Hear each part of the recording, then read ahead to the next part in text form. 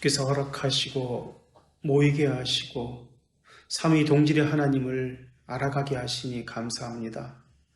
저희로 하여금 바른 예배자로 서게 하시었고, 예배는 시간과 어떤 특정한 공간에 관계된 것이 아니라 저희들의 삶 전체가 예배여야 하며, 하나님을 인식하는, 그러한 인지하는 하나님 앞에서의 삶이어야 한다는 것을 저희들 나누고자 합니다. 저희들은 미사가 아니라 예배를 하나님 앞에 온전히 드리길 원합니다.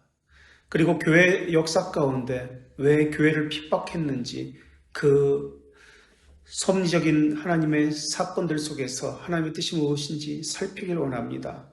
저희들의 삶 가운데 예배와 하나님의 뜻이 바르게 해석되어지고 바르게 드려져 바른 삶을 살 수 있게 하시었고, 저희들과 관계 속에 있는 교회와 지체들 가운데에도 바른 진리가 서로에게 알려지고 권면하고 위로받게 하시었고, 또한 서로가 책망하며 사랑으로 보듬어 줄 수 있는 저희들 되게 하여 주시옵소서. 이 시간도 성령께서 인도하시고 각자에게 주시는 말씀이 들려지게 하여 주시옵소서. 예수님의 이름으로 기도합니다. 아멘. 자, 오늘 이제 예배가 뭔지에 대해서 10가지를 이야기하게 됩니다. 그래서 첫 번째, 교회는 예배 공동체이다. 그리고 두 번째, 개혁교회 예배는 언약적이다. 세 번째, 15페이지에 있는 대로 공예배는 언약 갱신 예식이다. 네 번째, 공예배는 삼위 하나님과의 공적인, 사적이 아니고 공적인 교제의 자리다. 다섯 번째, 예배는 그리스도의 몸이 우뚝 서는 시간이다. 여섯 번째, 개혁교회는 모든 것을 질서 있게 하라는 말씀에 따른다. 일곱 번째, 장로교회 예배 원리는 규정적 원리에 속해 있다. 지금 여기 규범제가 됐는데 규정적입니다. 규정적, 규범이 아니고요. 규정적 원리에 녹아있다. 여덟 번째, 모든 직분은 예배를 섬기기 위해서, 교회를 바르게 세우기 위해서 세워진다. 아홉 번째, 덕을 세우는 것을 따른다. 열 번째, 공적인 성격에 주목해야 한다. 라는 예배의 원리를 가지고, 기초적인 것을 가지고 이야기한 다음에, 그 다음에 하나씩 예배 가운데 순서가 있는데 그거에 대해서 살펴보게 됩니다. 근데 우리는 예배에 대해서 잘 모르는 것 같아요. 배워본 적도 없고, 예배가 무엇인지. 기독교 강요 4권 18장에 보면 미사에 대해서 나옵니다. 미사. 성례를 설명하는데 그 가운데 미사를 함께 설명합니다. 그래서 전체 기독교 강요가 1, 2, 3, 4권으로 이루어졌는데 성례를 설명하는 부분이 전체 기독교 강요의 15%나 됩니다. 그 정도로 분량이 많아요. 4권에서 성례, 그러니까 성례는 두 가지죠. 세례와 성찬을 설명하는데 39%, 약 40%의 분량을 4권에서 성례를 가지고 설명합니다. 그 중에 미사도 같이 설명하는 거죠. 그러니까 40%니까 거의 절반을, 기독교 강요 4권의 절반이 성례에 관해서 설명을 한다. 그러면서 4권 17장에서 성찬을 설명하고 바로 이어서 미사를 설명합니다. 그게 4권 18장입니다. 그리고 5가지 성례, 그러니까 로마 카톨릭은 7가지 성례를 이야기하죠. 7성례. 그래서 이 5가지 세례와 성찬을 뺀 5가지 나머지를 또 설명을 합니다. 이 거짓 성례라고 하죠. 그래서 4권 14장부터 4권 19장까지 성례에 대해서 미사를 포함해서 설명을 합니다. 그래서 기독교 강요에서 가장 긴 분량이 성례입니다. 그 정도로 중요성을 가지고 있습니다. 성례에 대해서, 성례는 뭔가, 왜 이렇게 길게 설명할까? 은혜를 어떻게 받는가 하는 것이 성례입니다. 그래서 고안된 것이 성례예요. 은혜를 받게 하기 위해서 교행하다. 프로그램을 만들잖아요. 뭐 새벽기도에 참석해라, 무엇을 참석해라, 무엇을 하라, 계속 그렇게 교회에서 요구합니다. 은혜를 받는 것을 어떻게 받게 하느냐, 이게 성례와 관련되어 있습니다. 은혜는 순전한 말씀 선포와 또 바른 성례 시행을 통해서 하나님께서 정하신 것인데요. 은혜를 받게 됩니다. 하나님께서 그것을 수단으로 은혜를 우리에게 주십니다. 이 두 가지는 참된 교회의 표징입니다. 그래서 이것이 바르게 되어야지 참된 교회다, 거짓된 교회다 라고 분별하게 됩니다. 그래서 순전한 말씀 선포, 바른 성례 시행, 이게 참된 교회의 표징인데, 교회에서 프로그램을 만드는 것도 은혜를 받게 하기 위해서였는데, 나머지 로마 카톨릭에서 5가지를 덧붙인 이유도 은혜를 받게 하기 위해서 5가지를 덧붙였습니다. 성례에 참석한다는 것, 바른 성례를 시행한다는 것, 이것은 교회의 정체성을 이야기합니다. 예배에 참석한다는 것, 그리스도인의 정체성을 이야기합니다. 그런데 이것은 또 양심과도 관련을 짓습니다. 양심은 우리가 이미 배운 대로 라틴어로 con, C-O-N, 무엇과 더불어, scientia, 지식, 무엇과 더불어 아는 지식이냐, 무엇과 함께 있는 지식이냐, 이게 양심이거든요. 그래서 사람마다 그 안에 담겨있는 지식이 다르기 때문에 양심의 척도가 다 다른 거예요. 그래서 어떤 지식을 담고 있느냐에 따라서 행동도 다르게 나옵니다. 양태가 달라지는 거예요. 그 양심의 지식에 따라서. 콘사이엔티아. 마찬가지로 예배도 마찬가지입니다. 그 안에 무엇을 담고 있느냐, 어떤 지식을 담고 있느냐에 따라서 예배의 양태도 달라집니다. 주의를 지키는 것도 마찬가지예요. 양태가 달리 나타납니다. 무엇이 담겨 있느냐에 따라 다르는 거예요.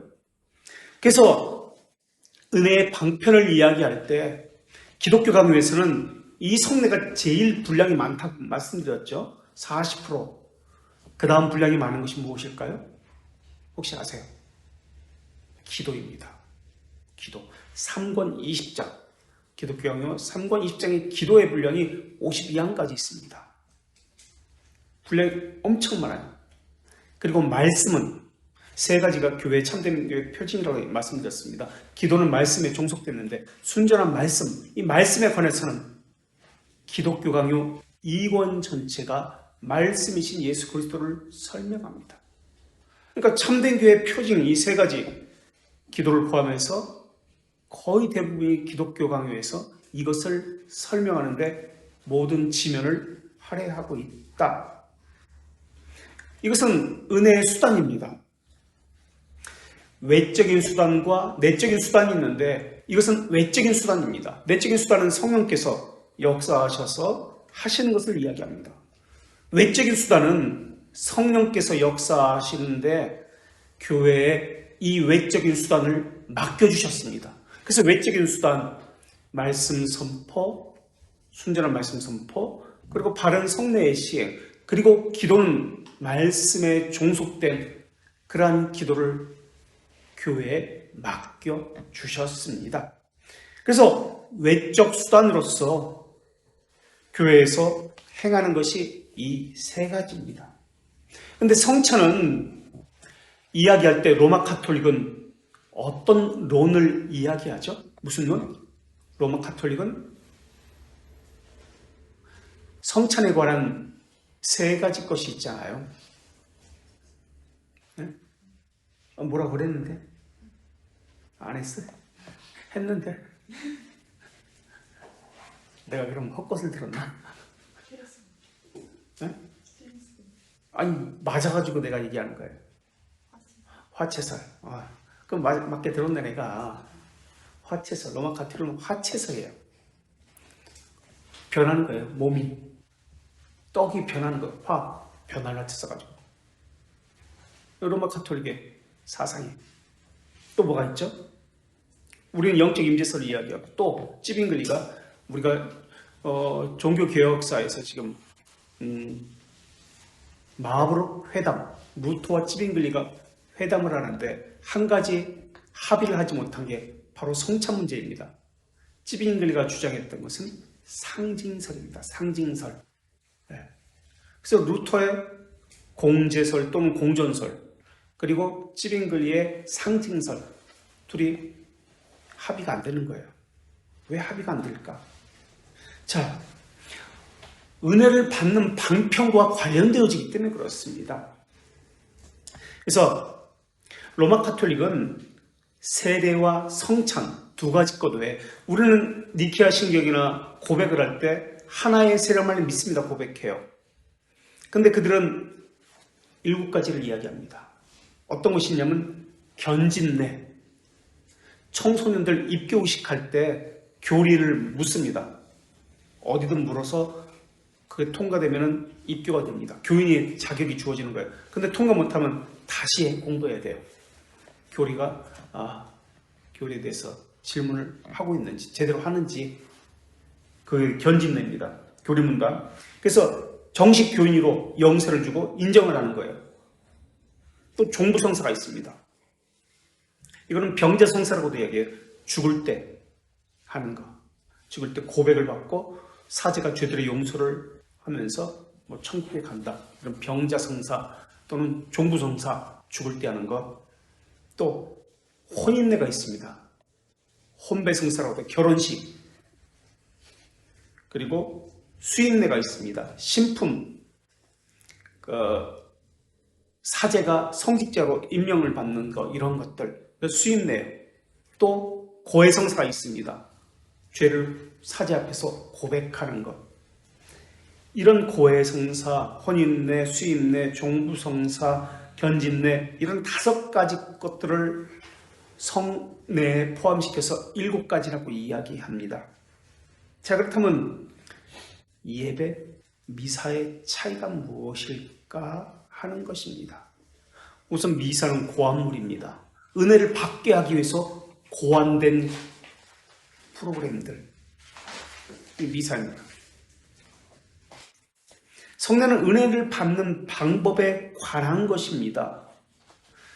미사는 그 중에서도 죄의 용서를 어떻게 받을까, 죄들의 용서를 어떻게 받을 건가에 관한 것입니다.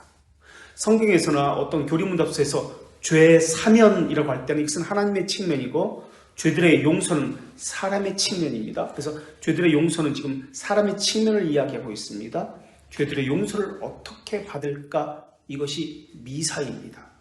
그것과 관련된 것이, 예배에 참석하면 마음이 평안해지고 오늘 일 다 했다, 꺼리낌이 없어지고 양심이 떳떳해집니까? 이런 것을 보속이라고 합니다. 보속 또는 만족, 로마 가톨릭 용어로는 보속이라고 합니다. 만족. 미사도 은혜를 받는 부분이 없지 않아 있지만은 이것은 죄들의 용서와 더 관련됩니다. 내가 예배 참석했어, 평안을 얻어, 위로를 받고 죄 용서 받았고 만족함을 얻었다라는 생각을 하게 됩니다.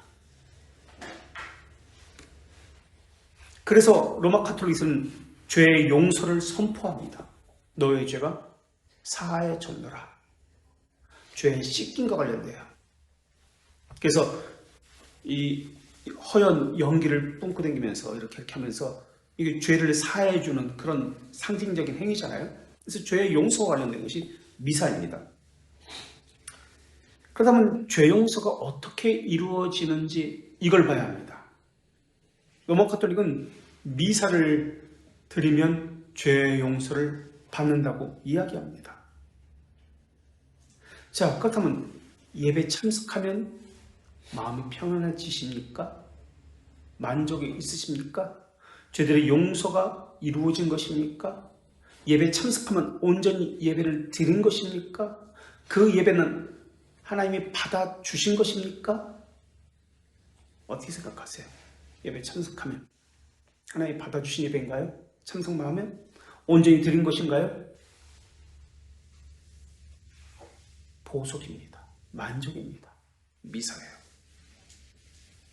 로마 카톨릭은 미사를 죄 사함을 위한 희생 제물을 드린 것이라고 이야기합니다. 이것을 만든 사람이 롬바르두스 중세, 롬바르두스라는 사람하고 토마스 아퀴나스는 스콜라주의의 아버지, 토미즘이라고 하죠.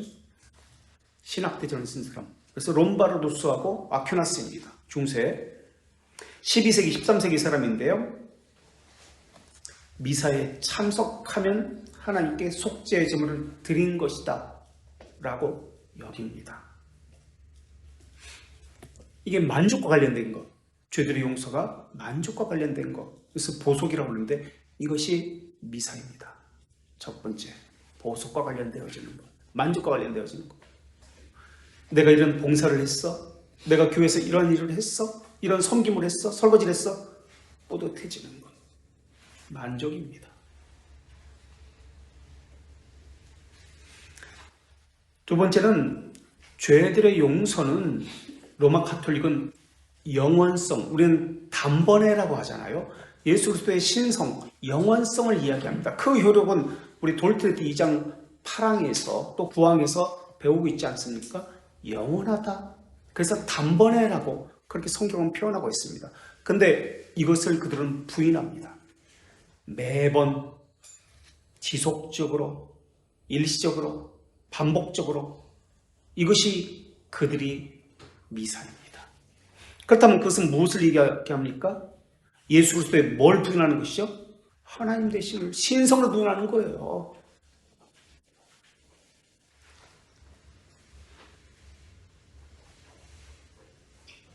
무엇을 하면 하나님이 기뻐하시고 내 죄를 없어지게 해주신다.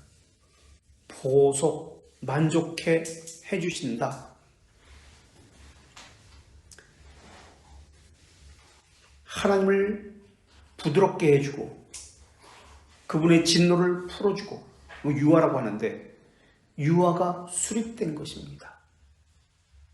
그래서 희생제물을 드리는 것, 봉사를 하는 것, 예배 참석하는 것, 그것이 무엇이 됐든 내가 희생제물을 드림으로써 만족을 얻는 것, 매번 그것이 있어야 합니다.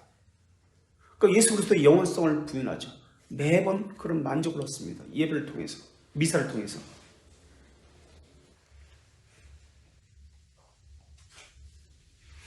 혹시 교회에서 죄들의 용서의 선언을 들어보셨나요?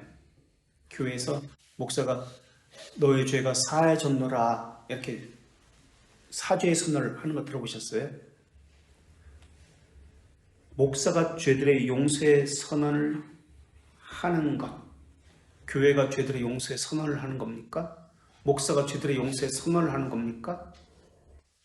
영원에서 죄들의 용서가 이미 이루어졌어요. 죄의 사면이 예수 그리스도로 인해서. 근데 목사가 매번, 사제가 매번 죄들의 용서를 합니다. 그게 미사입니다. 영원성을 부정하는 거예요. 예수 그리스도의 죽으심의 효력은 영원한데 예수 그리스도의 속죄 사역을 무효화시키는 것이 미사입니다. 영원성을 부인하는 거예요. 그래서 하나님의 호의를 얻고자 예배 참석하고 봉사하고 헌금을 하고 무언가 하는 것. 이게 미사입니다. 그러니까 로마 카톨릭은 이러한 것들의 기가 막힌 프로그램들을, 고안물들을 많이 만들어냈어요. 그래서 매번 불안하게 합니다. 죄들의 용서에 대한, 죄들의 용서는 영원에서 이루어진 것이고 그 효력은 영원합니다. 그렇죠? 매번 반복되는 게 아니에요. 죄들의 용서가 영원한 거예요. 죄들의 용서에 대한 확신을 갖지 못하게 해요. 이게 미사예요. 성찬은 우리는 죄들의 용서에 대한 확신을 다시 한번 성찬을 통해서 되새기고 확립하는 게 성찬이에요. 그런데 그들은 확신을 가지지 못하게 해요. 그래서 사제의 노예로 만듭니다. 사제가 선언을 해야만 죄들의 용서가 된 거예요. 그리고 다시 죄를 짓고 사제에 찾아가서 사제가 또 죄들을 용서해야 그때 죄들의 용서가 되었다고 생각하는 거예요. 그런데 우리는 사제에게 매이지 않았습니다. 영원한 효력에 의해서 성찬은 예수 그리스도께서 죽으시면서 뭐라고 말씀하셨죠? 이것을 기념하여 지키라고 하면서 그 앞에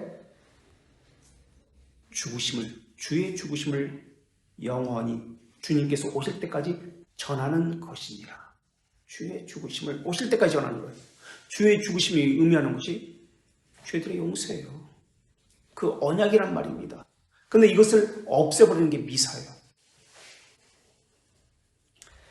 매번 죽게 만듭니다. 이게 미사입니다. 매번 죽게 만듭니다. 그래서 예배에서도 매번 죽입니다. 예수님을. 영화 틀어놓고 매번 죽입니다. 흐느끼게 하고. 매년 죽이죠. 매년. 사순절 때마다 예수님을 매년 죽여요. 미사입니다. 사탄은 예수 그리스도의 효력을 말살시키기 위해서 미사를 만들어가지고 고아물을 만들어가지고 우리에게 미사를 드리도록 그렇게 하고 있어요. 그리고 자신의 행위에서 만족감을 얻게 합니다. 자신의 행위를 통해서 하나님께서 이것을 받아주셨다라고 거짓된 속임으로 보석을 하게 합니다. 그게 무슨 뜻인지도 몰라요. 그냥 순종만을 교회에서 강요합니다. 사제가. 그럼 무조건 맹목적으로 순종해야 합니다. 왜 순종해야 하지? 그것이 의미하는 바가 무엇이지? 전혀 없어요. 의미도 몰라요. 그냥 예배 참석하라니까 예배 참석하는 거예요. 예배 순서의 의미 이런 건 관심 없어요. 하나님이 어떤 분인지에 대해서 관심이 없어요. 그냥 내가 참석했다. 내가 중심이어서 내가 참석했다. 내가 믿었다. 내가 무엇을 했다. 미사입니다.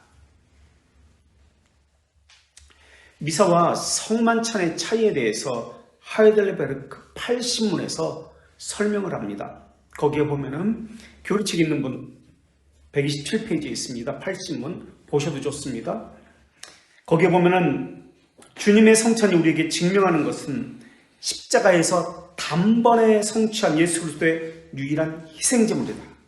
이것으로 모든 죄를 완전히 용서하셨습니다. 라고 1항에서 이야기합니다.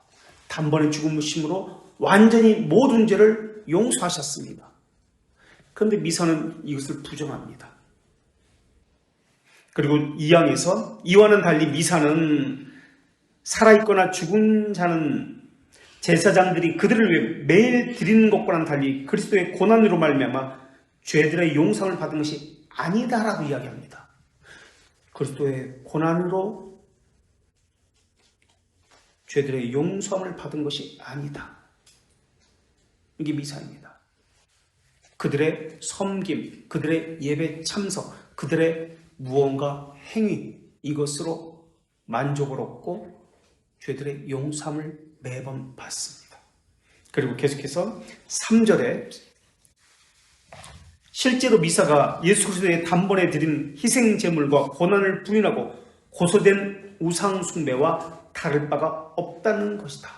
예수 그리스도의 희생을 부인한다는 거예요. 그리고 이것은 우상 숭배다, 미신이다. 그렇게 하이델베르크 80문에서 미사를 그렇게 이야기합니다. 그리고 81문에서는 128페이지 성찬은 누구를 위해서 제정되었습니까? 라고 질문합니다. 첫째, 자신의 죄들에 관한 진실로 슬퍼하고 예수 그리스도로 말미암아 용서받았다는 것을 신뢰하는 자들을 위해 성찬이 마련되었습니다. 그러니까 성찬에 참여하기 전에 이미 죄들의 용서를 받았다는 것이 신뢰하고 믿은 사람이 성찬에 참여하는 거예요. 성찬에 참여해서 죄들의 용서함을 받는 거 아니에요. 그리고 두 번째, 그들의 남은 연약함이 그분의 순환과 죽으심으로 덮인다는 것을 신뢰하는 자들을 위한 것이 성찬이다. 그리스도의 죽으심과 순환으로 우리의 죄, 우리의 연약함이 덮여지고 가려진다는 것을 믿는 자들이 성찬에 참여할 수 있다고 합니다. 그리스도의 죽으심을 가리고 없애버리는 것, 이게 미사입니다. 미사에서 예수 그리스도의 죽으심을 되새기는 것, 이것을 잘못했다고 이야기하는 것이 아닙니다. 그것을 가지고, 죽으심을 가지고 매번, 예수 그리스도의 죽으심은 단번에 영원한 효력을 갖습니다. 그런데 이 죽으심을 가지고 이용해서 매번 예수 그리스도를 죽이시고 매번 용서를 받게 한다는 게 문제입니다. 예수 그리스도의 죽으심이 의미하는 바가 무엇이죠? 예수 그리스도의 죽으심이 의미하는 바, 죄들의 용서라고 말씀드렸습니다. 또 무엇일까요? 죄들의 용서에 대해서 영원한 효력이 있다. 첫 번째 말씀드렸습니다. 그것만 있나요? 죄 죽이기를 하라는 의미입니다. 나도 그리스도와 함께 죽었다라는 개념입니다.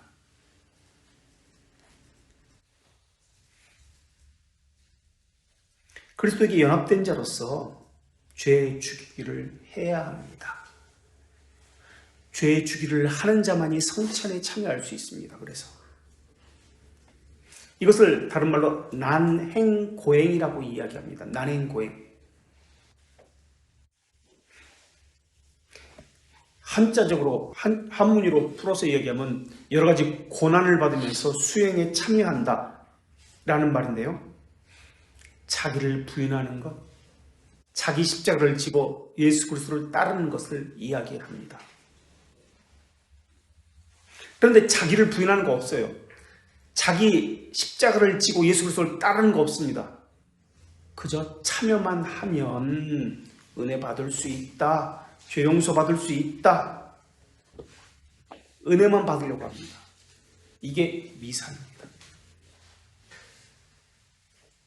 예수 그리스도의 고난도 부인하고 예수 그리스도의 고난이 의미하는 영원한 효력도 부인합니다. 이것이 미사입니다. 또 신앙국에서 29장 2항에서도 미사와 성찬의 예배의 차이를 또 설명합니다.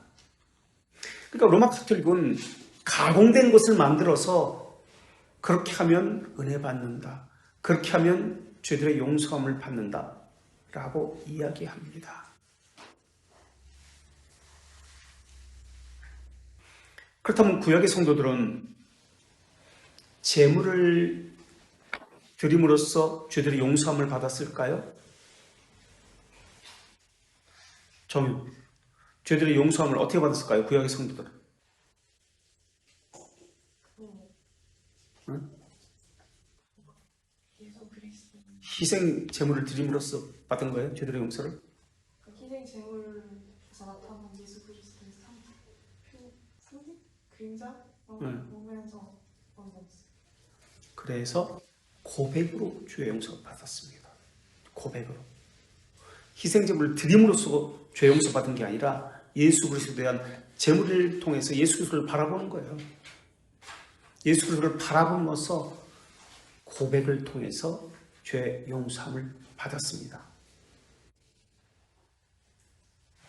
고백의 행위입니다. 고백의 행위.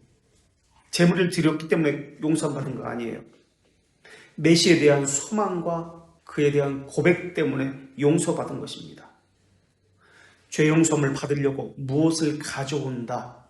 이게 미사입니다. 무엇을 먼저 드려서 은혜를 받는다. 복을 받는다. 감사함을 미리 드려서 복을 받는다. 은혜를 받으려고 한다. 미사입니다. 예수 그리스도를 바라본 그 고백, 이게 구약 백성의 죄들의 용서와 구원에 대한 방법이었습니다.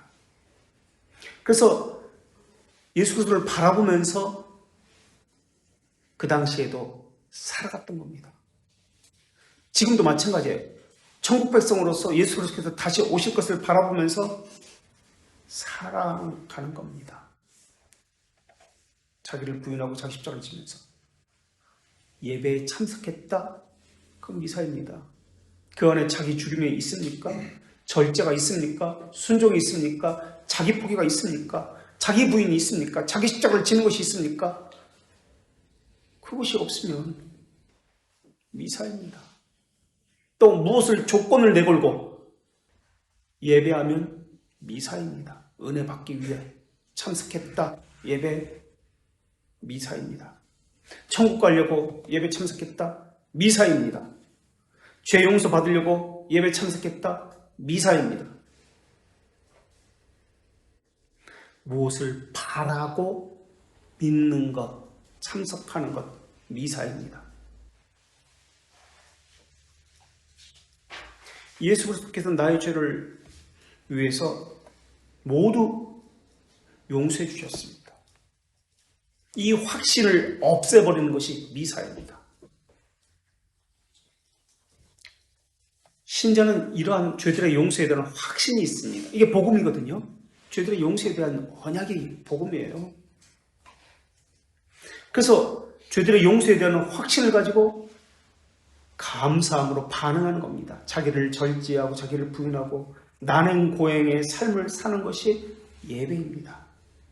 무엇을 얻으려고 하는 것은 미사입니다. 그것이 복이 됐든 은혜가 됐든 자기 만족, 양심의 평안이든 가정의 평안이든 그것을 가지고 예배하는 것이 미사입니다. 예배는 죄들의 용서에 대한 확신을 가지고 감사하며 첫 번째, 그리고 자기를 점검하며 살피는 것입니다. 그러니까 이 점검해서 살피는 것은 자기 부인, 자기 십자가를 지는 것, 이러한 것들이 나타난다는 의미입니다. 그래서 난행고행을 하는 거예요.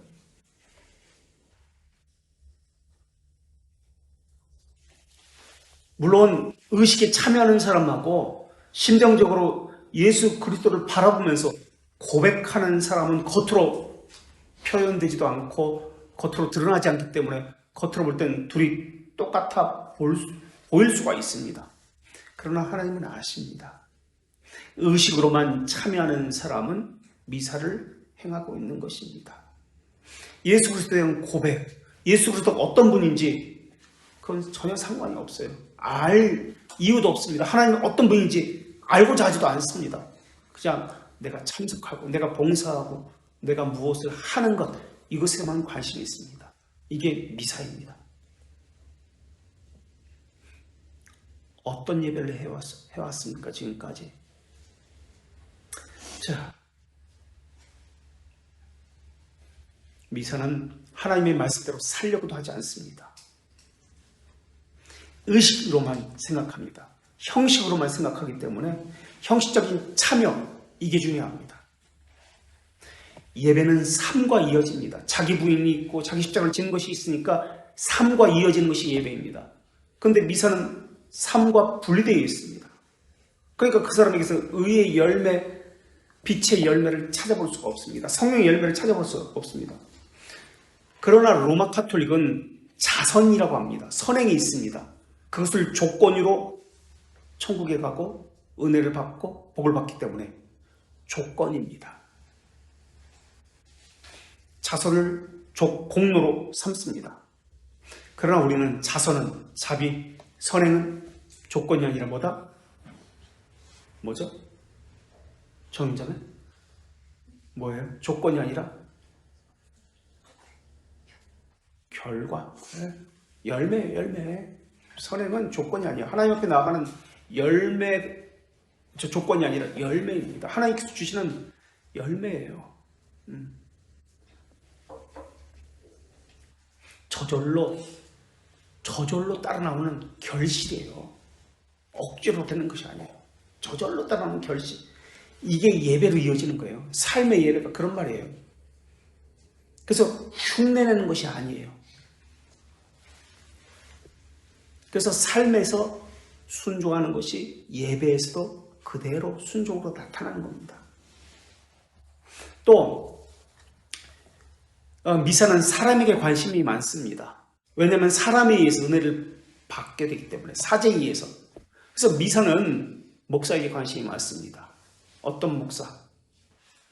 그리고 직분, 직무에 대해서 관심이 많습니다.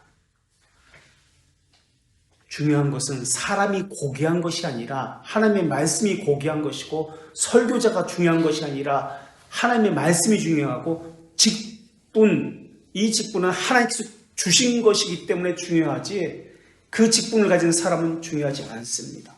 그런데 사람과 직분을 하나로 연결시켜버립니다. 동일시해버려요, 한국교회는 직분과 사람을. 그래서 회사에서 사장이면 교회에서도 사장이에요. 교회에서 목사면 밖에서도 목사예요. 동일시해버려요. 그러니까 목사면은 어떤 거룩함을 가졌다라고 생각해요. 회사에서 사장이면 교회에서도 쉽게 장로가 돼요. 동일시해버려요. 직분과 그 사람을.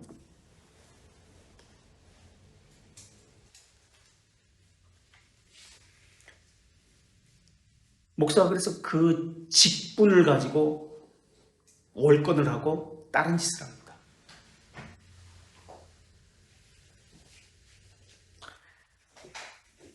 메시아를 바라보고 메시아에 대한 고백을 하고, 한편으로는 거룩한 삶을 살아서 성결함으로 자신을 늘 죄주기, 영살리기를 해야 합니다.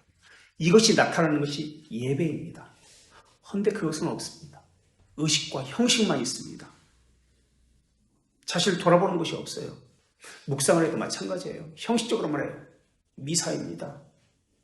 그러니까 설교자에게 의존하는 거예요. 프로그램에 의존하는 거예요. 언제 저 설교자가 좋은 말씀 들려주나, 언제 나를 변화시켜주고 은혜를 주나, 사람만 바라보고 사람에게 종속되는 거예요. 자기 삶과 무관하게 설교자에게만 의존합니다. 그게 미사입니다. 그래서 사제에게만 의존해서 사제를 통해서 효력이 나타난다고 생각해요. 이게 무슨 논의죠? 사제에게 효력이 있다. 인효론. 참여했다, 행사에, 프로그램에 참여했다, 사효론. 그러면 효력이 있다라고 생각해요. 아닙니다. 우리는 은혜예요. 또 내 삶에 거룩이 없는데 하나님과 교제할 수 있다고요? 교제할 수 없습니다. 하나님을 붙드는 끈은 거룩이라는 끈입니다. 내 안에 죄주기와 거룩한 삶, 경건한 삶이 없는데 하나님께서 내 예배를 받아주신다고요? 그렇게 생각합니다. 참석했기 때문에. 그게 미사입니다. 또 성도의 교제 없이 개인적으로 만날 수 있다고 생각합니다. 이게 7번째인데요. 좀 이따 맨 나중에 다시 첫 번째보다 두 번째보다 이거 설명드릴게요. 미사는 개인적입니다.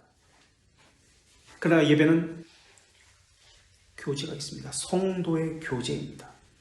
미사는 개인 미사가 있고 홀로 할 수 있습니다. 그러나 예배는 개인적인 성찬을 허용하지 않습니다. 왜냐하면 성도의 교제가 있어야 하기 때문에 그렇습니다. 성도의 교제가 없는데도 미사는 예배 드렸다라고 생각합니다.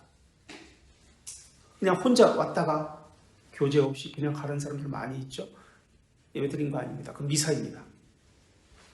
우리는 그리스도와 맺은 피의 언약을 맺었습니다. 우리는 그리스도와 피의 언약을 맺었습니다. 피로 맺은 언약이 있습니다. 이것을 그리스도와 맺은 피의 교제라고 또 이야기합니다. 그게 하이델베르크 79문에 그 이야기가 나옵니다. 피로 맺은 교제, 피로 맺은 언약, 그리스도의 몸과 피로 맺은 언약, 그리스도의 몸과 피로 맺은 교제. 그래서 성도의 교제는 반드시 해야 합니다. 그게 예배입니다. 근데 성도의 교제 없이 미사는 개인적으로 할 수 있다고 생각합니다. 그래서 성도의 교제를 통해서, 성도의 교제는 먹고 마시고 이런 즐기고 하는 것을 이야기하는 게 아니에요. 영적인 것을 이야기하는 거예요. 생명의 연합과 사귐을 이야기하는 거예요. 하나님과의 말씀 교제 가운데 하나님이 어떤 분이라는 것을, 하나님께서 내게 어떤 일을 하셨는지에 대한 것을 서로가 서로에게 그 기쁨과 감사를 나누는 것, 하나님이 어떤 분인지에 대한 배움, 깨달음을 체험한 것을 나누어서 영혼의 기능을 증진시키는 것, 이게 성도의 교제입니다. 성도의 사귐이에요. 근데 이것 없습니다. 개인적으로 나만 어떻게든 하나님 만나면 된다, 복 받으면 된다, 은혜 받으면 된다, 미사입니다. 서로가 서로에게 관심을 가지고 격려하고 위로하고 내게 주신 말씀을 그 다른 지체들과 함께 나누고 내가 깨달은 하나님에 대한 이러한 지식들을 다른 지체들과 함께 나누는 것, 이게 성도의 교제입니다. 이게 7번째입니다. 개인적이다, 미사는. 그러나 예배는 성도의 사귐, 공동체적이다. 이게 6번째고, 8번째는 미사는 언약이 없습니다. 의식만 있습니다. 형식만 있습니다. 이게 미사입니다. 예배는 언약이 있습니다. 그 순서 하나에 언약이 있습니다. 예수 그리스도의 죽으심이 남기는 언약, 그것이 주는 효력의 혜택, 이것이 있습니다. 그것이 예배입니다. 그런데 미사는 언약도 빼앗아 가버리고 그 언약이 주는 혜택, 효력 다 없애버립니다. 이게 미사입니다. 예배는 서비스예요. 우리 청교도들은 예배를 워십이라고 했습니다. 워십, 가장 가치 있는 것, 고귀한 것을 드리는 것. 그런데 오늘날은 이 워십이라는 개념이 그 경배와 찬양, 찬송하고 그 CCM 부르고 하는 그 친구들 때문에 이 개념이 이상하게 변질돼 가지고 워십이다 그러면은 다른 식으로 인식하기 때문에 워십이란 말을 잘 쓰지 않습니다. 예전 청교도 시대에는 워십이라는 말이 가장 최고의 가치를, 최고의 것을 드리는 것, 이런 개념으로 썼는데, 그래서 요즘은 예배를 서비스라는 개념으로 씁니다. 종됨을 확인하는 것. 봉사라는 의미가 아니에요. 고백을 전제로 하는 말입니다.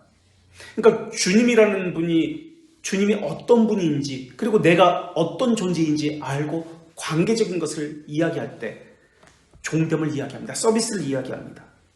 그래서 종됨을 고백하는 삶, 이것이 예배입니다. 그러니까 하나님이 우리의 주인이시다. 그분의 주인의 말씀에 전적으로 신뢰하고 순종하겠습니다. 종의 순종이 나오는 것이 예배입니다. 그런데 미사는 이것이 없습니다. 어떤 사람들은 예배가 축제라고도 이야기해요. 그 서비스라는 개념이 아니죠. 종됨이 아니죠. 그리고 9번째 미사는 개인적이라고 말씀드렸습니다. 사람이 은혜를 줄 수 있다고 이야기합니다. 그래서 미사를 드리는 곳은 물론 예배라는 이름으로 하겠지만은 개인적인 소수의 사람들, 찬양팀이 나와서 어떤 인도자가 나와서 은혜를 줄 수 있다라고 합니다.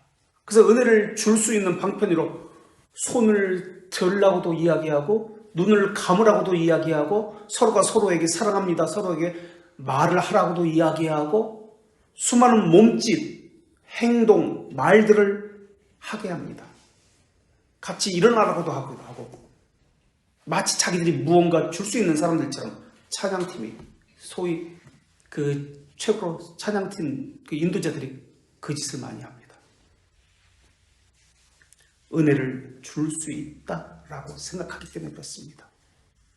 자기는 종으로 서 있는 거 아니에요. 은혜를 주는 사람으로 서 있는 거예요. 그래서 멘트도 해요. 사람의 말을 무지 많이 합니다. 자기가 버스를 탔는데 거기서 어떤 노인을 도와주었다 뭐 이런 식으로 멘트도 하고 거기서 하나님을 만났다.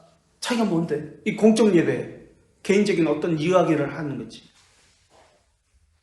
이런 걸 체험했습니다, 이런 걸 느꼈습니다 하면서 공적 예배에 은혜를 베풀려고 부단히 노력합니다. 분위기도 만들고요, 감정도 잡고 어떻게든 자기가 은혜를 줄 수 있는 것처럼 그렇게 속입니다. 이게 미사입니다.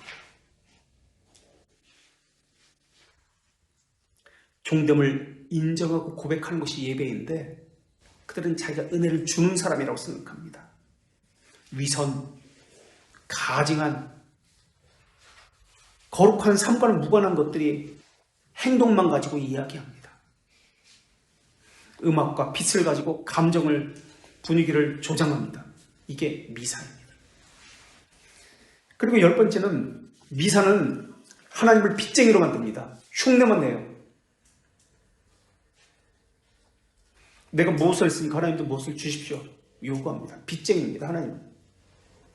은혜를 선물이라고 이야기합니다.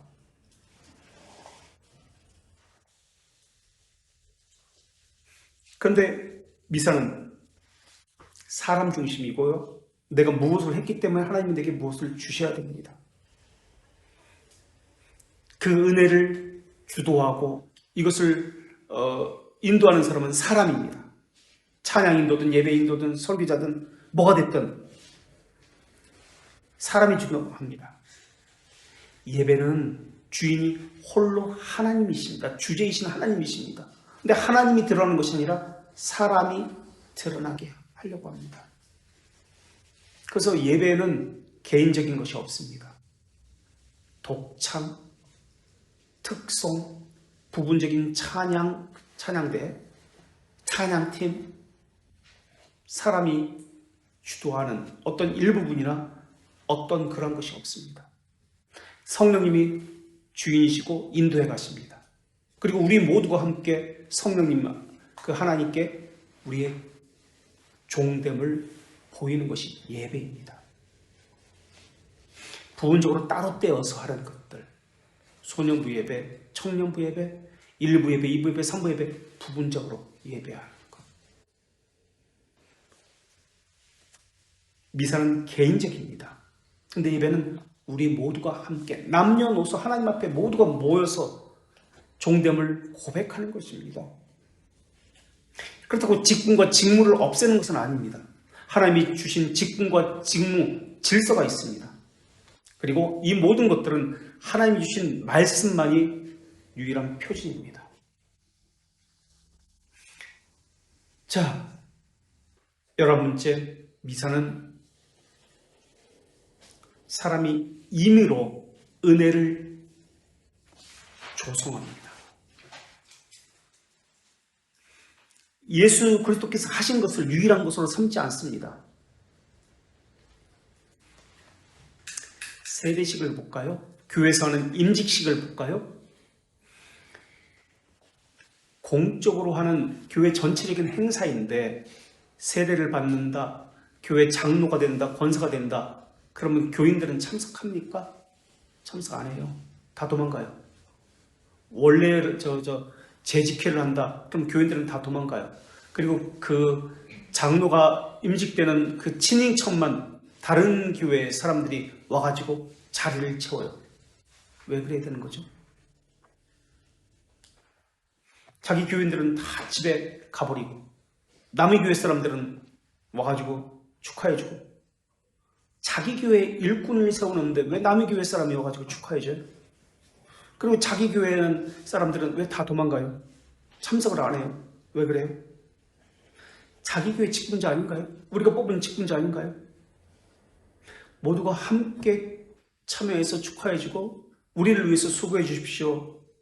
격려하고 열심히 섬겨달라고 이야기해야 되는 거 아니에요? 다 나와는 상관이 없다는 식으로 생각해요. 교회는 주인의식도 없고 책임의식도 없고 우리가 함께라는 의식이 없습니다. 일부분만 개인적으로 미사입니다. 이런 미사를 해오고 있습니다. 그러면서 자기는 예배했다 만족하고 있습니다. 아무런 문제가 없다 보석을 합니다.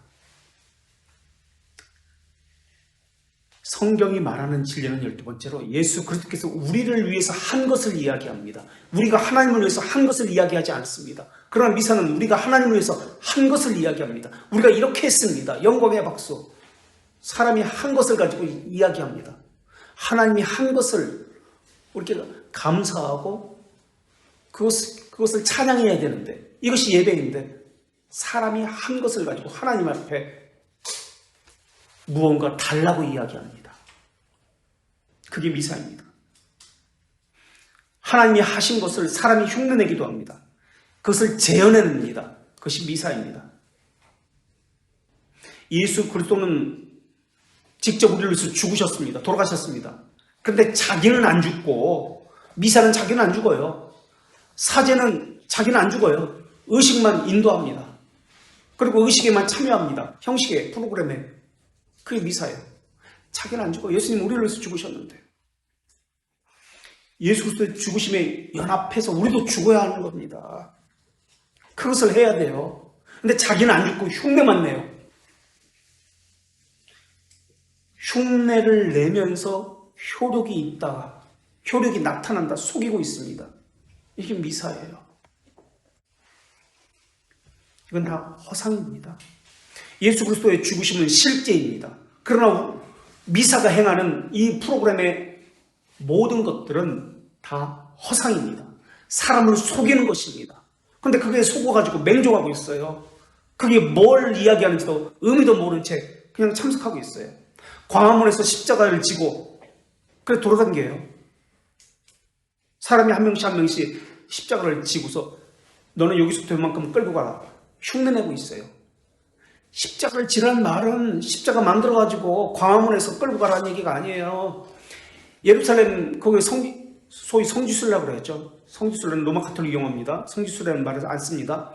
거기 가가지고 예루살렘 탐방 가가지고 십자가를 끌고서 골고다 언덕을 흉내내면서 가요. 그게 십자가를 지라는 말인가요?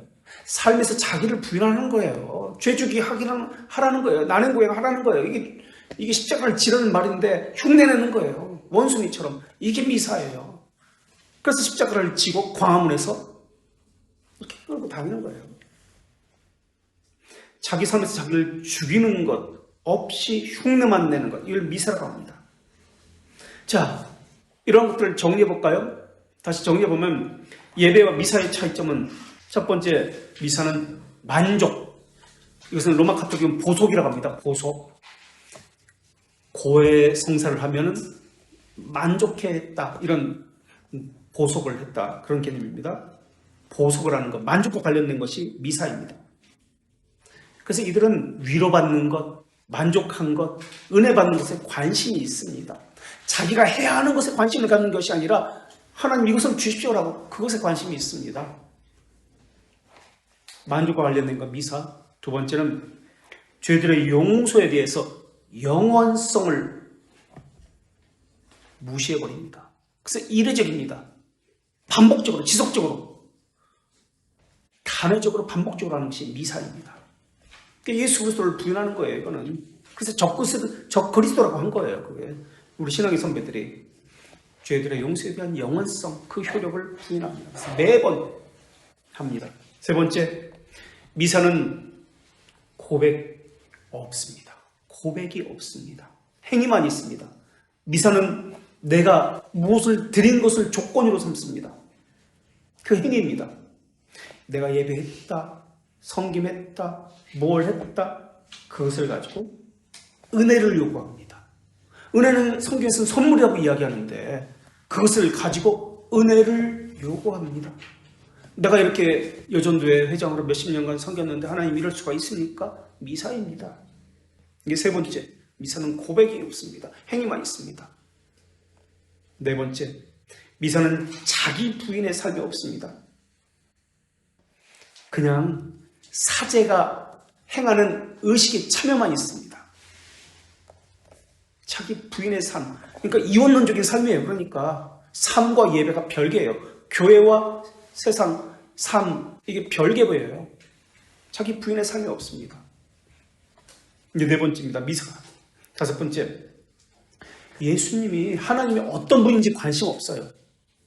의식에 참여만 하면 효력이 있고 은혜를 받으니까, 그렇게 속이고 있으니까 예수님에 대해서, 하나님이 어떤 분인지에 대해서, 신앙이 어떻게 성장하고 어떻게 죄를 죽이고 이런 것에 대해서 관심이 없습니다.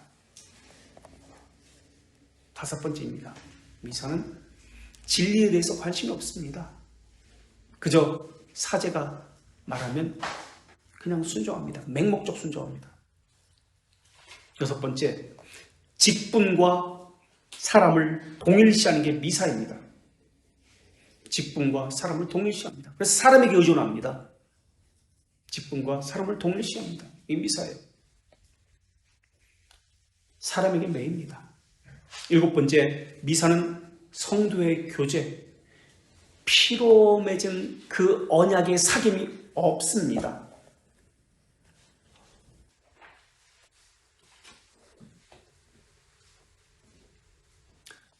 그 다음 성도의 교제가 없고, 그래서 개인적입니다. 성도의 교제가 없이 개인적입니다. 개인만, 나만 은혜 받으면 돼요. 나만 복 받으면 돼요. 다른 사람이 어떻게 되든지 다른 지체들 관심이 없어요. 다른 지체가 어렵고 환경이 많이 힘들어하는데 위로도 없고 구제도 하지 않고 나만, 내 생활만, 나만, 이게 개인적입니다. 성도의 교제가 없습니다. 은혜 받는 거 나만 받으면 돼요. 나만 알고 있으면 돼요. 내가 받은 은혜, 은사는 교회에 주신 겁니다. 그 사람에게 준 거 아니에요. 교회를 위해서 사용하라고 주신 것이 은사예요.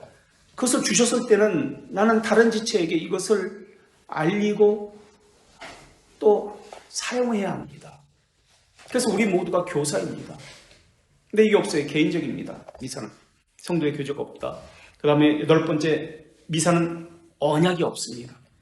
그 상징과 그 안에 숨겨있는 비밀이라고 하고 신비라고 하고 표징된 것이라고 하고 인이라고 합니다. 표징에는, 그 상징에는, 가시적인 것에는 그 안에 숨겨진 언약 또는 표징된 것 또는 진의 실체가 있습니다. 빵과 포도주라는 것, 그 안에는 그것이 말하고자 하는 실체가 있습니다. 그런데 그것은 바라보지 않고 빵을 먹었다, 포도주를 마셨다, 그래서 성찬에 참여했다, 끝. 그럼 효력이 있다라고 생각해요. 이게 미사입니다. 가식인 것만 있어요. 그 다음에 9번째, 미사는 사람이 줄 수 있다고 여깁니다. 사람에게 의존합니다. 그래서 인효론, 사효론, 사람에게 매이고 그 프로그램에 참석하면 은혜 받는다.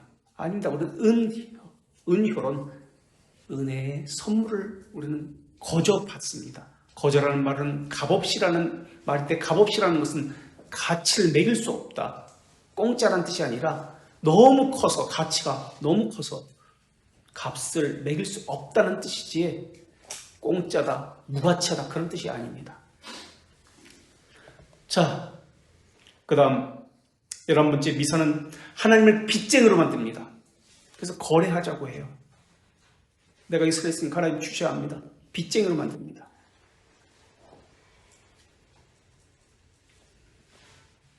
그리고 11번째, 미사는 예수 그리스도를 유일한 구원주로 삼지 않습니다. 로마 카톨릭이 생긴 그 배경을 보면 세미펠라기우스주의인데요. 신인 협력론입니다. 사람과 하나님이 함께, 하늘은 스스로 돕는 자를 돕는다라는 세상을 가졌습니다. 수도원주의인데요, 이것이. 이제 이것은 교회사에서 배우게 되는데, 어쨌든 유일한 구원주로 삼지 않습니다. 사람과 협력하는 것으로 여깁니다. 그리고 12번째, 미사는 사람이 하나님을 위해서 한 것을 가지고 이야기합니다. 진리는 하나님이 우리를 위해서 무엇을 하셨다라는 것을 말씀하는데, 미사는, 예배는 하나님이 우리를 위해서 무엇을 하셨다라는 것을 말하는 것인데, 미사는 사람이 무엇을 했다라는 것을 하나님에게 보고하는 겁니다. 하나님 마치 모르는 것처럼 일일이 보고하는 것, 이게 미사입니다.